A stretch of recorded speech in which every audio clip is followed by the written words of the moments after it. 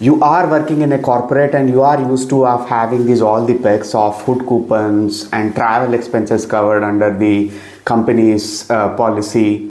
On top of that, the company also giving an allowance for your rental expenses. Obviously, you are used to of having all these perks and benefits free of cost. If the same company provides you a chatbot therapist or an office therapist who's gonna often come to your office for monthly once, there is an open door policy is there. You can go there and walk in and talk about your vulnerabilities and what's going on in your mind, and you feel like that by taking the help of that chatbot therapist or the in-house company therapist, that you are getting a benefit out of it. Obviously it's going to be beneficial because you are able to access it from the comforts of your home 24/7. It's available. You are just a click away and a text away from your help, but it comes with some amount of cost. For example, every conversation, every interaction that you are having with this chatbot is getting recorded and stored in some server.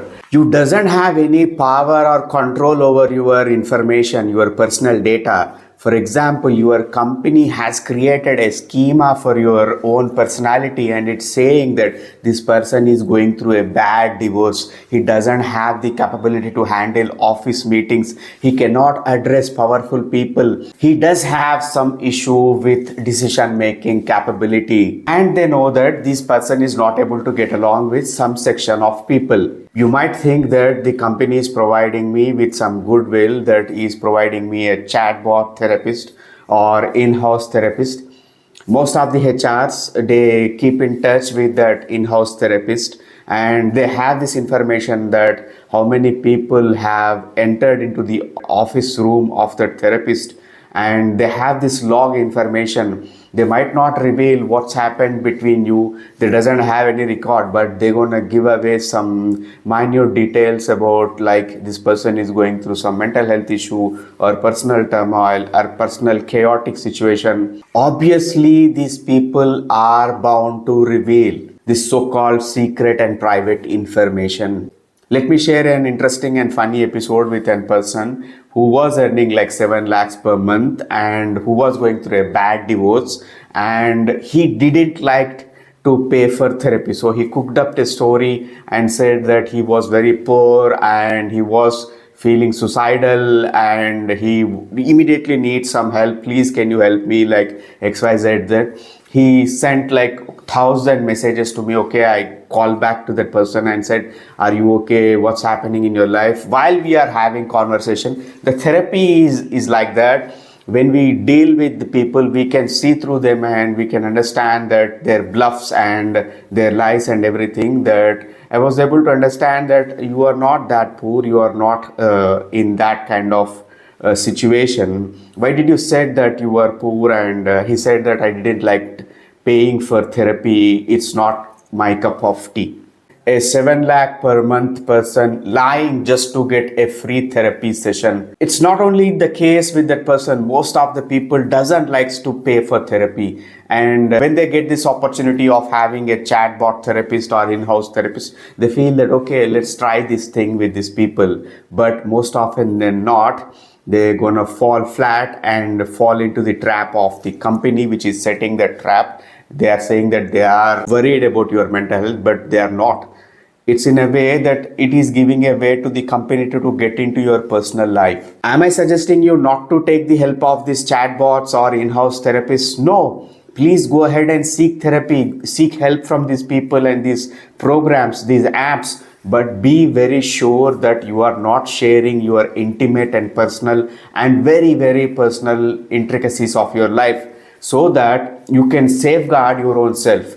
And second suggestion that I would like to give is that do not look that whatever the cost or value that you are putting into seeking therapy or seeking a mental health professional, do not see that in the view of an expense. See it in the view of an investment, that you are investing in your personal life, you are investing in your growth. It's not at all an expense. The problem with the chatbots are that they are very diplomatic. They would love to give a diplomatic answer. They doesn't want to hurt, or they are very cautious. They cannot give you an honest review. They cannot give you an honest insight because they are lacking that human empathy. For them, you are just another data schema. They are collecting data from you to use in another use cases. They got this information from the thousands and thousands of files, and they fine-tuned some answer. They developed an answer to give that most suitable to your situation. But an individual and independent therapist has the experience of dealing with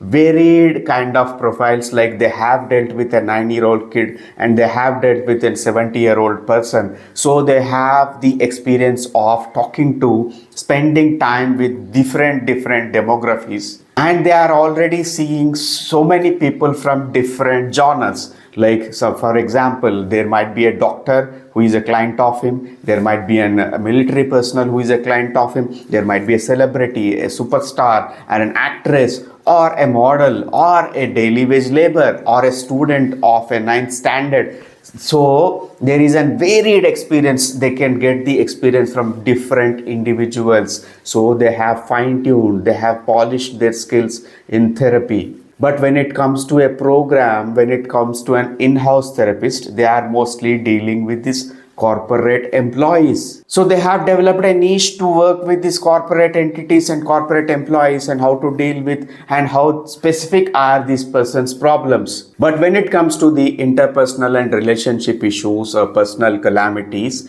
they might not have the experience or expertise to deal with your case. Let me share one sad story of a guy who was about to step ahead and get into the higher league, who was about to get the promotion, denied all his opportunities because he was casually revealing his vulnerabilities to the company chatbot. He said he was facing great amount of difficulty in taking decisions. And he also said that he was secretly divorced his wife 3 years back, but he hasn't revealed that info to the company colleagues or employees. He was very worried, ashamed that people might judge him. People might say that this guy is a jerk, so that's the reason his wife left. So he doesn't want to see that. He doesn't want to face that. He doesn't want to get stigmatized by his own colleagues. So he's bluffed. He said that his wife is going somewhere and she is studying somewhere. She wants to upscale, so that's the reason she went to some UK or US.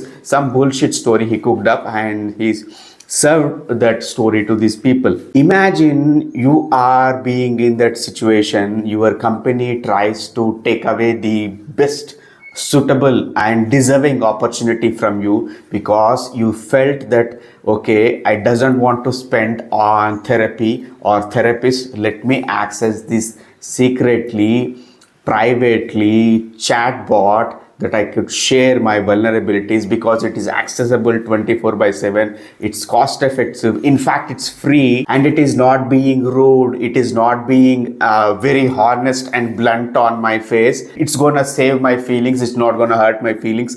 And it is often giving diplomatic answers. Think about this issue.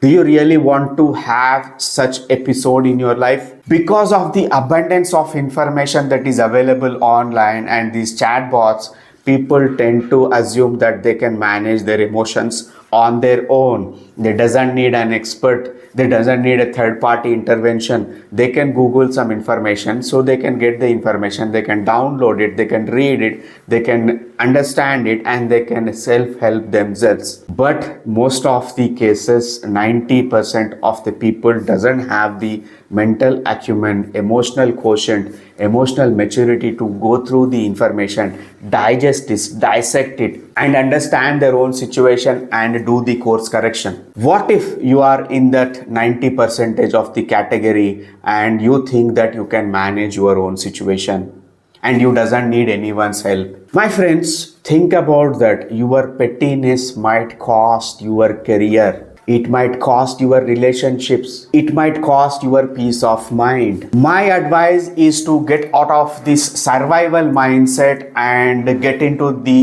jump into the boat of growth mindset. Do not hesitate to seek therapy. I will always advise you people to seek the therapy outside of your company, because it is always discreet, because it is always gonna pay you the money that whatever you are putting in. The conversations are always kept as secret, and their expertise might give you an life-changing opportunity to work on yourself. Let me end this video with a positive note that I am able to see that more and more young Gen Zs, young generation, that does understand the value of therapy. Now my clients are like between 14 to 25. They are like 70% of my clients are like 14 to 25 years of age. This seems like a positive signs that the young generation do understand, that they understand their own needs, their own priorities, and it has become a pretty cool thing to seek therapy. And they also share this info that I am seeing so and so therapist. I have been to so many sessions and I'm able to understand my own emotions better. The problem with this middle-aged group is that they want to seek the therapy, but because they were schooled in a particular way that seeking therapy means you are weak, you are showing your vulnerabilities, people might exploit you because you have lent your information to somebody. They are going through great amount of turmoil, but they are not ready to seek the help and therapy. I am observing a pattern that people are coming for therapy, that when they came to know that their so-called favorite celebrity had revealed to the society that they were also going through some mental health issues, personal calamities, relationship issues, when they sought the help of therapists, they were able to come out of it. Let me share a few examples that the famous cricketer Virat Kohli talked about it, and so many of my clients revealed that they were seeking therapy because that their idol was able to talk about the therapy and efficacy of the therapy. And some of the girls were idolizing the Deepika Padukone, and they were able to come out of the closet and reveal and access the therapy because she was talking about the help that got from the therapist. And I would love to thank these people, because of their contribution, so many people are readily coming out and asking and seeking therapy. Until next time, this is Gautam signing off. Namaste.